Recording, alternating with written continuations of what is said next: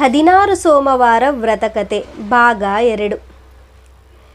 ಒಂದಾನೊಂದು ಕಾಲದೊಳಗೆ ಕೈಲಾಸ ಮಂದಿರದಲ್ಲಿ ಗರುಡ ಗಂಧರ್ವ ಯಕ್ಷ ಕಿನ್ನರ ಕಿಂಪುರುಷ ನಂದಿ ಭೃಂಗಿ ಮೊದಲಾದವರಿಂದ ಭರಿತವಾದ ಒಡ್ಡೋಲಗದ ಮಧ್ಯದಲ್ಲಿ ಜಟಾಧಾರಿಯಾದ ಶ್ರೀಮತ್ ಪರಮೇಶ್ವರನು ಪಾರ್ವತೀ ಗಣಪತಿ ಸಮೇತನಾಗಿ ವಿರಾಜಿಸುತ್ತಿದ್ದನು.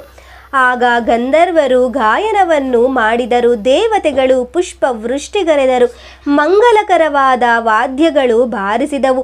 ನಂತರ ಅಮ್ಮನವರಾದ ಪಾರ್ವತೀ ದೇವಿಯವರು ಎದ್ದು ನಿಂತು ಪತಿಯನ್ನು ಕುರಿತು ಅನ್ನುತ್ತಾಳೆ, ಹೇ ಶಂಭೋ ಪರಮಾತ್ಮ, ಭಕ್ತವತ್ಸಲ, ನಿನ್ನ ಕೋಮಲವಾದ ಚರಣಾರವಿಂದಗಳಿಗೆ ಪ್ರಣಿಪಾತಳಾಗಿ ನನ್ನದೊಂದು ಪ್ರಶ್ನೆಯನ್ನು ಕೇಳಬೇಕೆಂದಿರುವೆನು.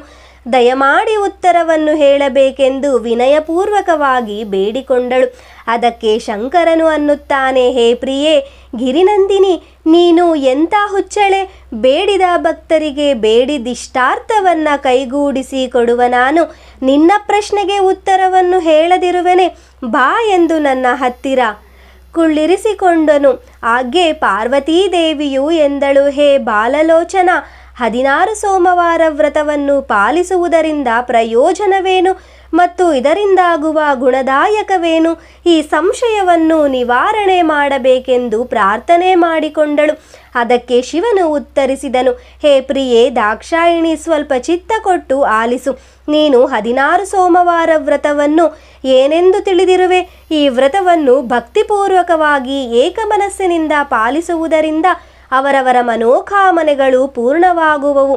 ದಾರಿದ್ರ್ಯವುಳ್ಳವರು ಧನವಂತರಾಗುವರು, ಬಂಜೆಯರು ಸುಪುತ್ರವತಿಯಾಗುವರು, ಕುಷ್ಠರೋಗವು ನಷ್ಟವಾಗುವುದು, ಕರ್ಮಾನುಸಾರ ಒದಗಿದ ಸಂಕಟವು ದೂರಾಗುವುದು. ಈ ವ್ರತವನ್ನು ಮಾಡುವವರಿಗೆ ಎಷ್ಟು ಪುಣ್ಯ ಬರುವುದೋ ಅಷ್ಟೇ ಪುಣ್ಯವು ನೋಡುವವರಿಗೂ ಕೇಳುವವರಿಗೂ ಬರುವುದು. ಈ ವ್ರತವನ್ನು ಭಂಗ ಮಾಡಿದ ಪಾಪಿಗೆ ಮಹಾಸಂಕಟದ ಕಂಟಕಗಳು ಪ್ರಾಪ್ತವಾಗುವುದು ಮತ್ತು ಪುತ್ರಹಾನಿ, ಸಂಪತ್ತು ಹಾನಿ, ಗಂಡ ಹೆಂಡತಿ ಅಗಲುವಿಕೆ, ತಾಯಿ ತಂದೆ ಮಕ್ಕಳ ಅಗಲುವಿಕೆ, ಈ ಪ್ರಕಾರ ಅನೇಕ ತೊಂದರೆಗಳಿಗೆ ಈಡಾಗುವುದು ನಿಶ್ಚಿತ. ಈ ವ್ರತದ ಮಹಿಮೆಯಿಂದ ಕರ್ಮ ಧರ್ಮ ಸಂಯೋಜನೆಯಿಂದ ಅಗಲದೆ ಇರುವವರು ಈ ವ್ರತವು ಪೂರ್ಣವಾಗುವುದರೊಳಗೆ ಬಯಸಿದ ಇಷ್ಟಾರ್ಥವು ಪೂರ್ಣವಾಗಲೇಬೇಕು. ಇದು ಸಿದ್ಧಾಂತವು. ಅಂದ ಬಳಿಕ ಪಾರ್ವತಿ, ಈ ವ್ರತದ ಮಹಿಮೆ ಎಷ್ಟು ಹೇಳಿದರೂ ತೀರದು.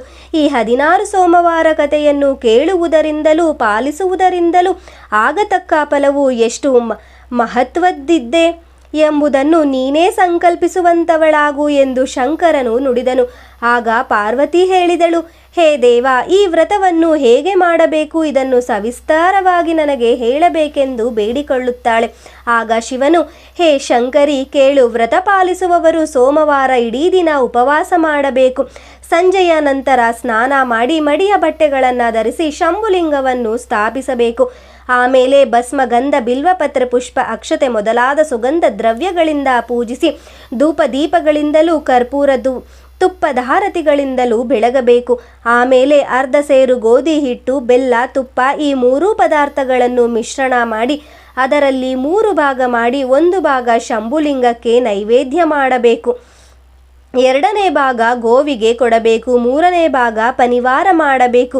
ಆ ದಿನ ವ್ರತವನ್ನು ಪಾಲಿಸುವವರು ಉಪ್ಪನ್ನು ಮುಟ್ಟಲೇಬಾರದು. ಇದೇ ಪ್ರಕಾರವಾಗಿ ಒಳ್ಳೆಯ ಭಕ್ತಿಯಿಂದಲೂ ನಿಶ್ಚಲ ಮನಸ್ಸಿನಿಂದಲೂ 16 ಸೋಮವಾರ ಮಾಡಿ 17ನೆಯ ಸೋಮವಾರ ಪ್ರತಿದಿನದಂತೆ ಪೂಜೆ ಮಾಡಿ 5 ಸೇರು ಗೋಧಿ ಹಿಟ್ಟು, ಬೆಲ್ಲ, ತುಪ್ಪ ಮಿಶ್ರಣ ಮಾಡಿ ಇದರಲ್ಲಿ 3 ಭಾಗ ಮಾಡಿ 1 ಭಾಗ ಶಂಭುಲಿಂಗಕ್ಕೆ ಮತ್ತು 1 ಭಾಗ ಗೋವಿಗೆ 1 ಭಾಗ ಪನಿವಾರ ಮಾಡಿದ ನಂತರ ಶಂಭುಲಿಂಗಕ್ಕೆ ಮಾಡಿದ ಪ್ರಸಾದವನ್ನು ಈ ವ್ರತವನ್ನು ಕೈಗೊಂಡವರು ಭಕ್ಷಿಸಬೇಕು. ವ್ರತವನ್ನು ಮಾಡುವ ಬಗೆಯನ್ನು ಸವಿಸ್ತಾರವಾಗಿ ತಿಳಿಸಿದೆನು. ಮುಂದೆ ನಿನ್ನ ಅಭಿಪ್ರಾಯವೇನಿರುವುದು ಎಂದು ನೀಲಕಂಠನು ದೇವಿಯನ್ನು ಕೇಳಿದನು. ಅದಕ್ಕೆ ಪಾರ್ವತೀ ದೇವಿಯು, ಹೇ ಶಂಭೋ, ಈ ವ್ರತವನ್ನು ಯಾರು ಮಾಡಿ ಯಾವ ಫಲಗಳನ್ನು ಸಂಪಾದಿಸಿರುವರು ಇದನ್ನಷ್ಟು ತಾವು ಹೇಳಬೇಕೆಂದು ನಯ ಭಕ್ತಿಯಿಂದ ಕರಮುಗಿದು ಕೇಳಿದಳು. ಅದಕ್ಕೆ ಪರಮಾತ್ಮನು, ಹೇ ದೇವಿ, ಸ್ನಾನದ ನಂತರ ಇನ್ನೊಂದು ಸಮಯ ಸಾಧಿಸಿ ನಿನಗೆ ವ್ರತದಿಂದ ಫಲವನ್ನು ಪಡೆದುಕೊಂಡ ಭಕ್ತರ ಚರಿತ್ರೆಯನ್ನು ವಿಸ್ತರಿಸಿ ಹೇಳುತ್ತೇನೆ ಎಂದು ನುಡಿಯಲು ಪಾರ್ವತೀ ದೇವಿಯು ಮಹಾದೇವ ಹಾಗೇ ಆಗಲಿ ಎಂದು ನಮಸ್ಕರಿಸಿ ಶಂಕರನು ಸ್ನಾನಕ್ಕೆ ದಯಮಾಡಿಸಿದನು. ಹರನ್ನಮ ಪಾರ್ವತೀಪತಯೇ ಹರ ಹರ ಮಹಾದೇವ್, ಹರನ್ನಮ ಪಾರ್ವತೀಪತಯೇ ಹರ ಹರ ಮಹಾದೇವ್.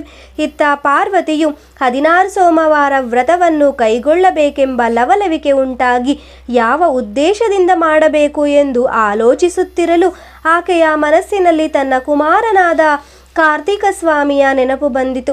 ಆ ಕಾರ್ತೀಕ ಸ್ವಾಮಿಯು ಮನೆ ಬಿಟ್ಟು ಹೋದವನು ತಿರುಗಿ ತಾಯಿಯ ದರ್ಶನಕ್ಕೆ ಬಂದಿಲ್ಲ.